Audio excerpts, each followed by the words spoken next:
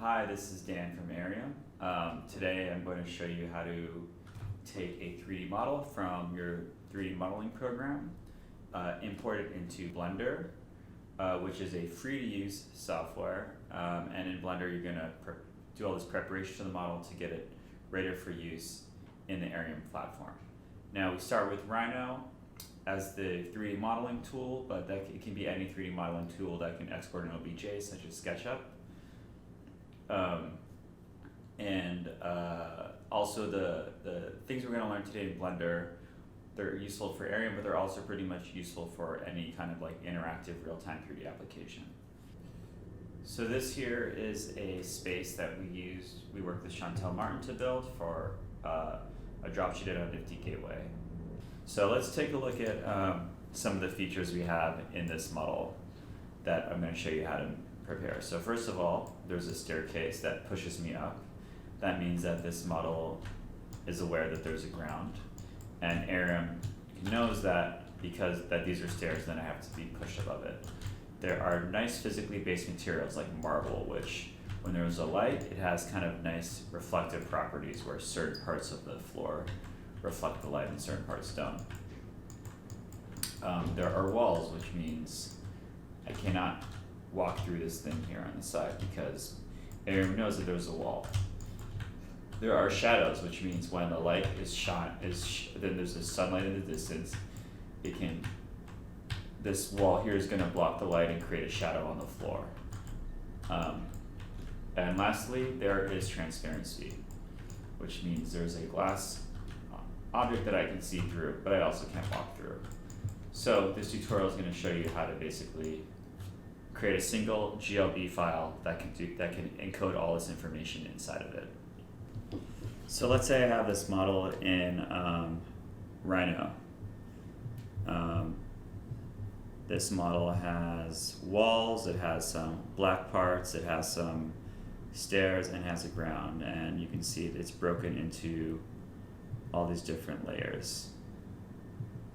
So it's very important that you organize everything into layers. That way you can work with them each independently inside of Blender. So I'm going to export this model. I'm going to export in OBJ format, and it's going to ask me for some options.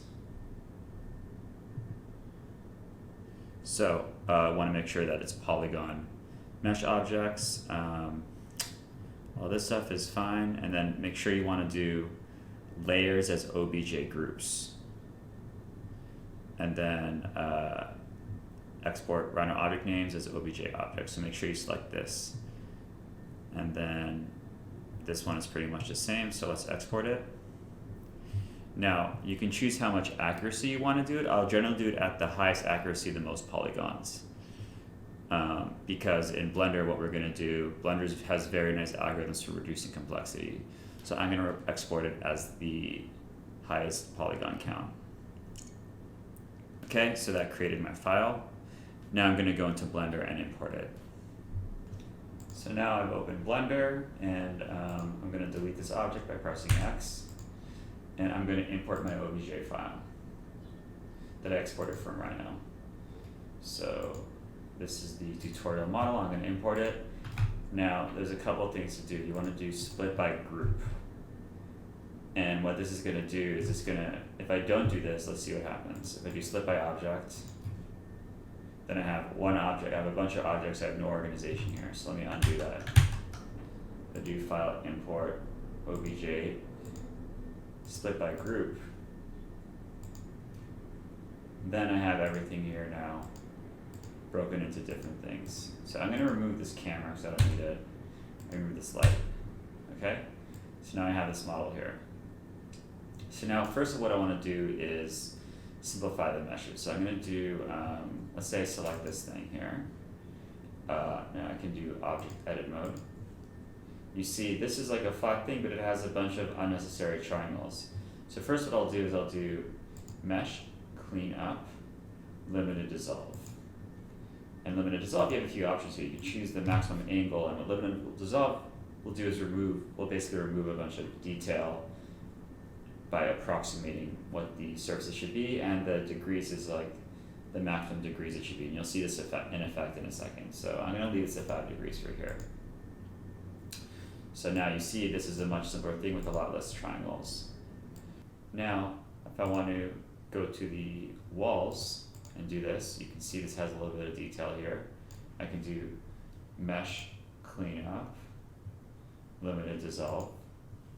And you see this left of detail. If I put this at 1 degree, there's more detail on the curve here. And that's kind of like what I want. I want it to be more detailed over here. But you still see I simplify the things on the walls. For the ceiling, let's go to the frames. I can also, let's do mesh cleanup, limited dissolve, 1 degree. So that's a nice amount of detail there. If you want it to be smaller, let's see what happens when I do 5 degrees. See, it's a lot more, going to be a lot more jaggedy. But I'm going to do it at 1 degree for now. And then finally, let's do it for the windows, for the roof. Mesh cleanup. It's really nice. Now it's just much simpler, a lot less polygons. The walls I already did, and then I do let me delete this light and let me delete this camera. I do object edit mode. Mesh clean up. Cool. All these now are simplified. Next, what I want to do is texture these things. So, let's do a marble texture for the floor. So, let's get out of edit mode and let's choose the polished concrete floors layer. Right, so this is basically one giant object with stairs and these. Let's make it all marble. So what I'm going to do right now is I'm going to download a texture. So if I go, a great website to go to is AmbientCG, and explore all assets. I'm going to search for a marble. And the one that I really like, I think, is Marble 14 is a nice one. This is a nice one with like a nice color to it. Actually, Marble 12 looks nice too. So you want to definitely download the JPEGs because PNGs can be a lot bigger, and 1K versus 2K, it's a big file difference, and you generally want to aim for a smaller model size. So for today, I'm going to do the 1K model. I'm going to save that somewhere on my computer, and then that's going to create a folder that's going to have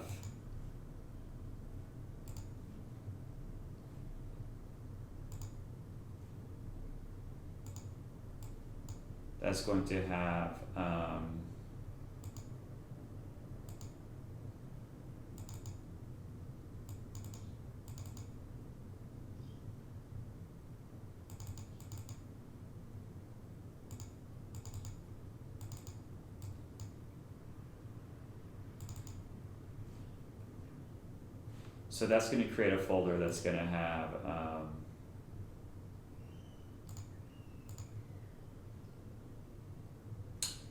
a color map, which is how it's going to be colored, a displacement map. This is how high each of the thing is, the normal map, which is going to affect how light's going to bounce off of it, and it's hard to see the difference here.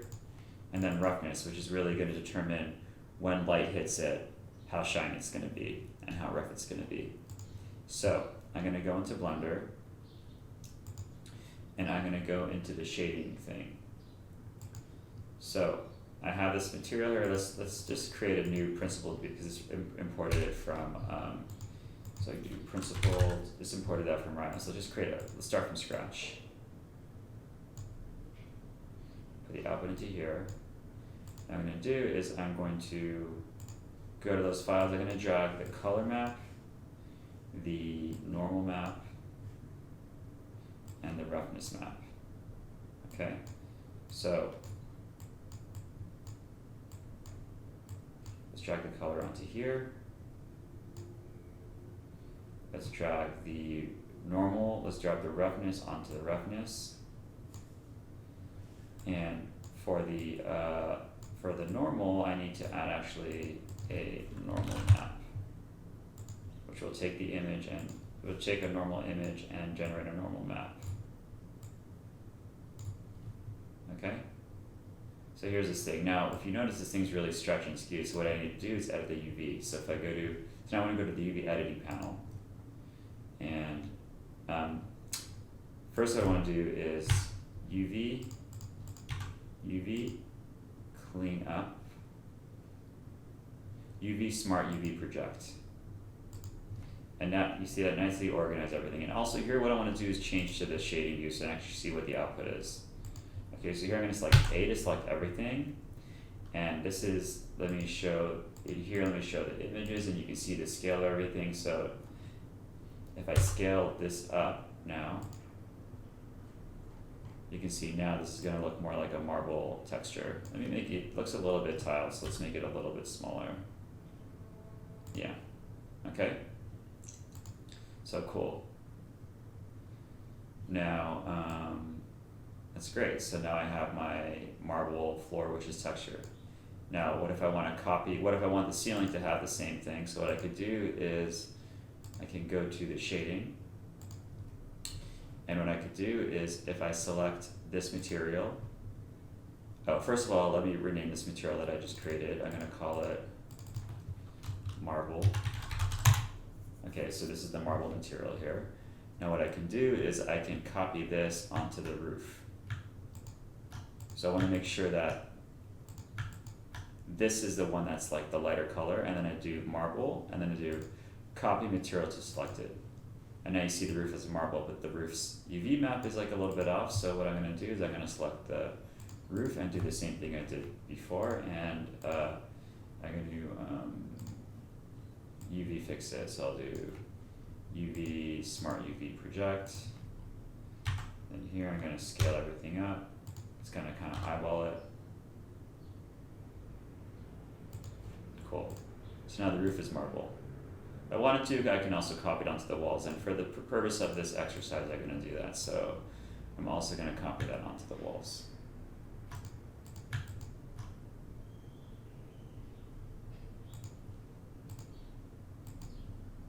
Again, with the walls, let's fix the UV map. So let's the walls merged, and then I'm going to do UV, smart UV project, block cleaner, hit A, S to scale it up, and then, cool, so now I have this like marble walls, floor, and ceiling. Now, let's look at the brushed metal material. So if I have black metal frame, the reason I want to show you this is what if we can do, let's go to the shading here, and what I want to do is just, what if I want to just make this thing like black with a little brush texture to it. So I'm going to call the black metal frames material, I'm going to delete this material, I'm going to add a material called brushed metal. Let's make it black. And let's look at the metal 010. This is another thing that I downloaded from this website. For this thing, what I could do is, I don't really need to apply the color because all I want to do is basically have like a textured thing with little bumpiness. So if I actually open this normal map and I zoom in, you can see that there's like these little lines here that indicate some kind of like depth to this texture. And then I can also kind of do the same thing with the roughness. So let's drag these both onto here. And drag the normal, let's drag the roughness too.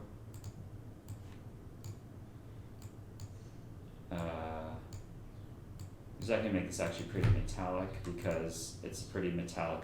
I want to say this metallic. So I set that to 1. I'm going to apply the roughness to this thing. And then I'm going to add a normal map.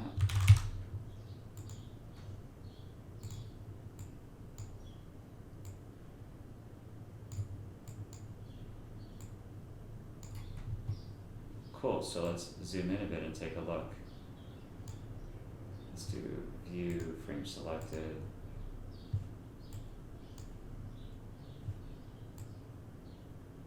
It's hard to tell here. You could tell in the render mode. But anyways, the reason why you can't really see an effect is probably because of UV scale, so let's go to UV scale. So let's make the material that we want to see here the normal.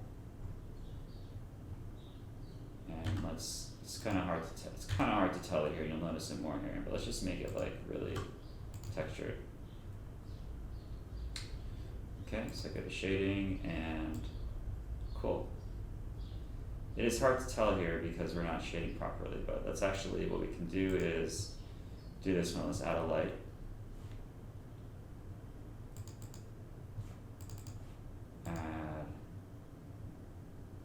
Let's add a sunlight to give it some sun. And let's add a little spotlight.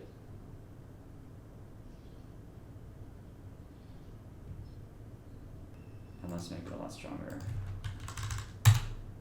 Yeah. So now we have this thing here. Still kind of hard to see the brush metal. But if we change the rendering mode to be cycles, we might notice something. Let me actually save this first.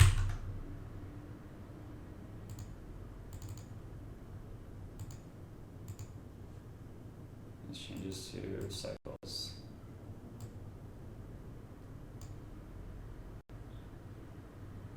You know, maybe if we make the material for the,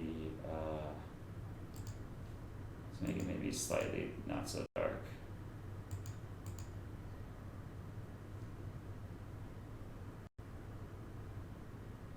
It can be hard to tell. We'll tell if we know see it in Arium.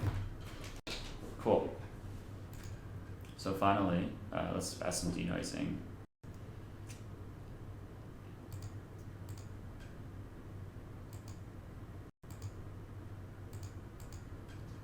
Make it look nicer. Oh, there we go.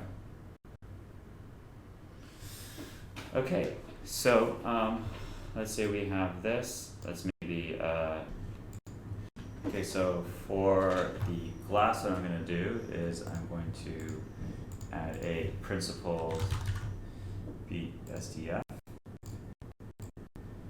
To preview what it's going to look like, I'm going to make sure that I'm in the render view and that I'm in cycles. And so for glass, what I'm going to do is I'm going to attach this to the surface. I'm going to turn down all this specular stuff, all this, and then I'm going to make the transmission pretty high. Like, so transmission is how transparent it is, and there you can see it's pretty transparent.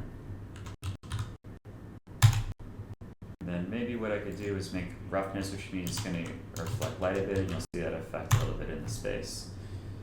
See, if I made that 0, it wasn't reflecting light, and now when I set this 0.2, it's going to like reflecting the light a bit. Cool. So now what I'm going to do is I'm going to select all of these and I'm going to export them. So first what I want to make sure is I want to do include selected objects, custom properties, and I want to check this box, remember export settings, so that it does the same thing next time. I'm going to export all this stuff is fine. I want to make sure to check this compression box. So I'm going to call this file like basic model, and I'm going to export it. Cool. Okay, so now I want to import that model to Arium. So I go to arium.sod, space is new. Okay, I'm going to just choose an empty space for now. I'm going to call it, I don't know, A, B, D, E. Hopefully that's not taken. It can be any name.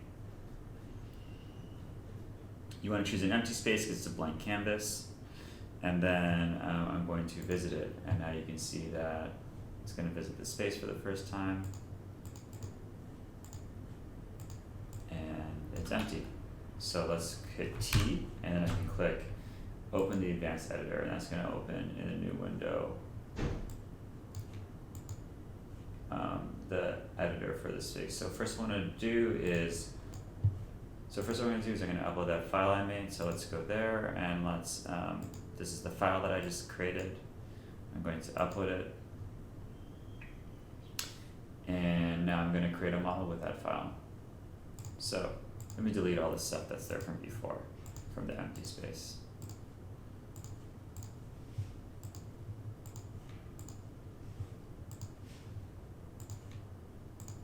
So I'm going to add a model, I'm going to give it a name, building, whatever it is, and I'm going to give it that file that I just uploaded, and then hit save. If I go there, then I have my model here, great. I have here this kind of like semi-transparent glass. Let's move it down a bit. Cool. I can walk into it. But as you can see, even if it's high up here, and I'm not actually forced to make it on there, I still can walk through it. This isn't treated as a ground, and I'm going to show you how to treat that as a ground in a second, so that it pushes me up. So let's go back to Blender. The way you mark something your ground so that Arium knows about it is you go to custom properties. You add a thing called edit. You add a property called ground. And if that exists, then Arium will know that that is a ground element, and it'll push you up to go on top of it. So I'm going to show you what that looks like. So now I export this. Actually, then another thing you might want to do is then mark these things as walls. So if you see I go through these, and not only this is ground, let's say this was on the floor.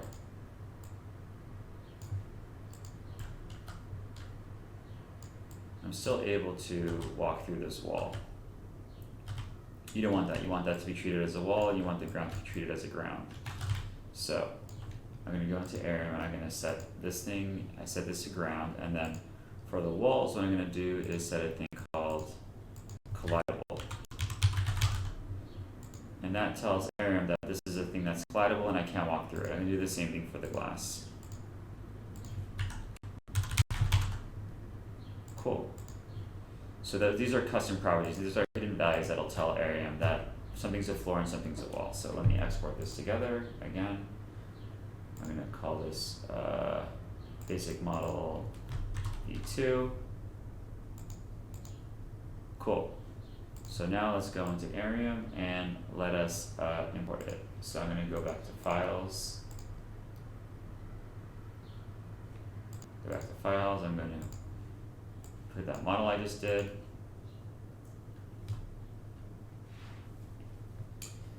And I'm going to switch that model now to be basic model V2. See, now I'm going on top of it. Now it's like a thing, and it forces me to go on the stairs, because our physics engine will recognize that this is a ground. Additionally, I cannot go through the wall. I can't go through that glass either. Cool. So the next thing I want to do is add some lighting to this scene. So first what I'm going to do is I'm going to turn off the grid. So if I turn off show grid, then you will see that there's no more grid, and maybe I can make like a nice environment. Let's choose Milky Way, because everyone seems to like that one. So now I have like my space in the middle of the Milky Way. Okay. Now what I want to do is add like a light to make the scene brighter. So what I'm going to do is I'm going to add a sunlight that's in the distance. So I'm going to add a sunlight. I'm going to do a directional light. I'm going to make it, let's say, 100 by 100 by 50. That means it's going to be like at an angle, at a distance, and then about 50 things high. And then I'm going to click save. And now you can see there's like this directional light that's pointing at the space, right? It's from there. Maybe let's make it less intense. Okay. What if I do show helper? It'll actually show which direction it's coming from. So as you can see, it's coming from an angle up there. Now the last thing, what if I wanted to cast like a shadow on this space? Let's actually give it more of an angle. Let's make it like 150. What does that look like? Now it's even more at an angle. Okay? So I have the sunlight from the distance. let's maybe make it, maybe what I could do is I can make this thing, if I hit T, then I select this and I can move this in, so now this like, that's gonna be shining through the side. Now what if I wanna make this cast a shadow into this space? So what I could do is I could click cast shadow, right? It's not doing anything, let me turn the light on and off, sometimes that helps. So, key thing what I wanna do is maybe I wanna make these walls cast a shadow on the floor so it looks like more realistic and more 3D. So what I would do in Blender is I would take these walls and I would indicate a property called cast shadow. So that means these walls are now going to cast a shadow, and maybe I want the floor to receive a shadow.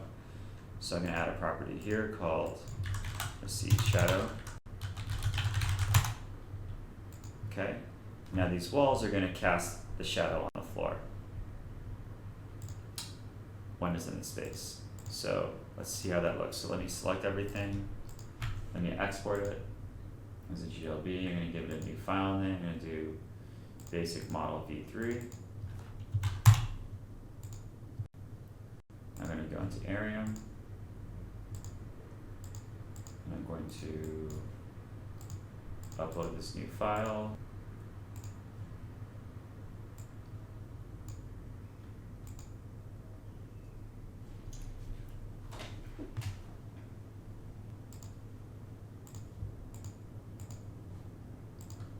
And see that?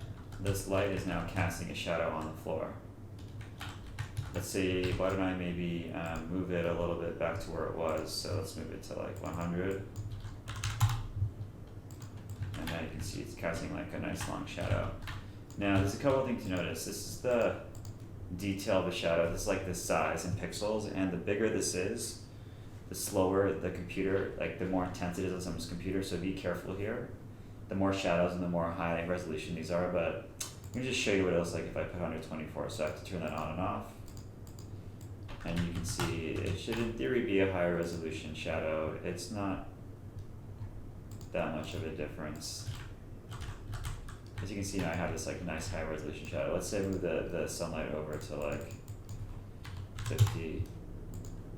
And I have this like cool thing, you know, shining through the door. And I have this like reflective material on the floor. So what I'm going to show you is environment mapping. So in Arium you can actually choose a HDRI map with like an environment map. So let's try this Kloppenheim too. Now I have this thing here, and I have not making a difference, but if I actually turn on environment mapping from Skybox, then you'll see everything is like very reflected from the environment onto the building, and you can kind of see the effect here.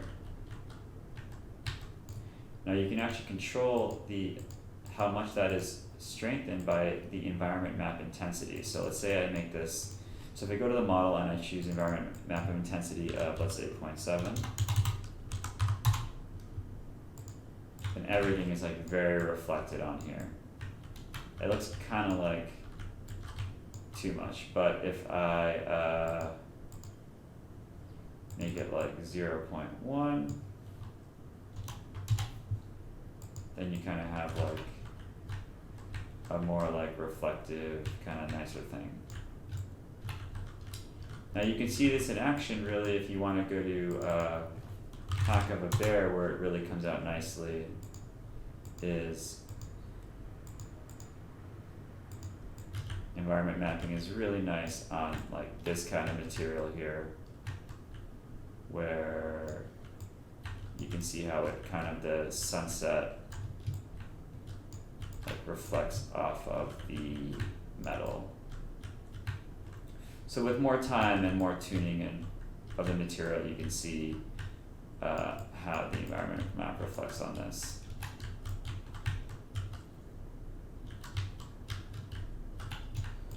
And you can see it reflecting there. So yeah, that's kind of like a basic run through.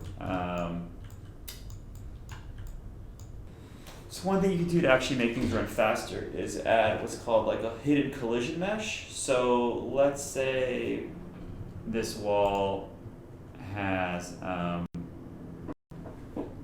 go back to the regular mode, to the modeling mode. So let's say this wall, let's talk about adding a hidden collision mesh. So let's hide everything else for a second. So let's say I go to this thing and go to edit mode. This has quite a few detail to the surface. Right, now what if I want to make a lower resolution object that's much simpler for collisions, and it's going to be less for the browser to compute. So what I would do is I would actually duplicate this, and I would call this wall collision mesh. What I would do is actually, first of all, I would remove the material from it because it's not actually going to be rendered. So, and then what I would do is actually, I would do edit mode, and I would do, sorry, go back to modeling. I'm going to go to this wall collision mesh, select all of it. Let's hide the walls merged. I'm going to select the walls collision mesh. I'm going to do mesh, clean up, limited dissolve. Okay? What I could do is actually make this a lot less polygons. I'd do like 20, right? Or even like 45. Let's do like maybe 30. And that's pretty much all the detail we need to do this collision mesh. I think it got a little bit messed up. Let's try to do maybe like 10. Yeah, so this is basically saying that now I have less polygons to deal with collisions, right?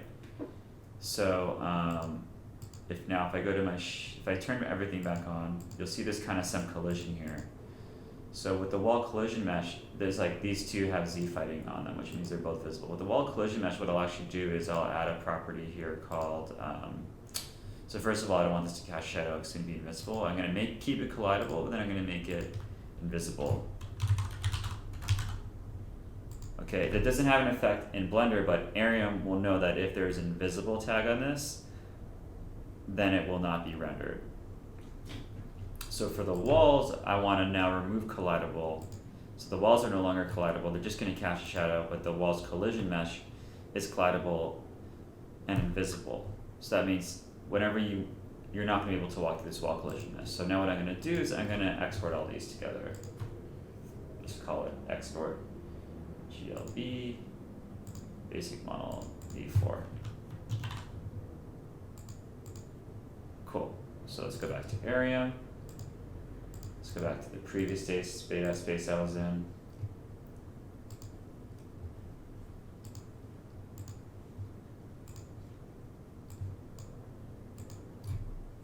Load this file.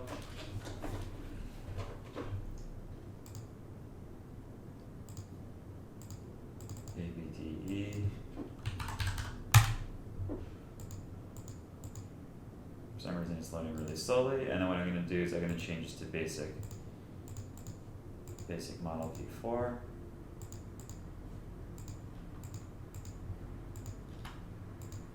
So I'm in here.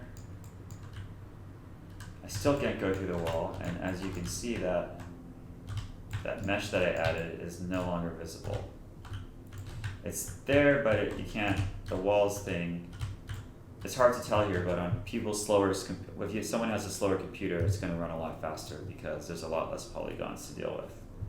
So yeah, that's basically how you can do an invisible collision mesh by marking invisible to false. So that is it. Yeah, thank you.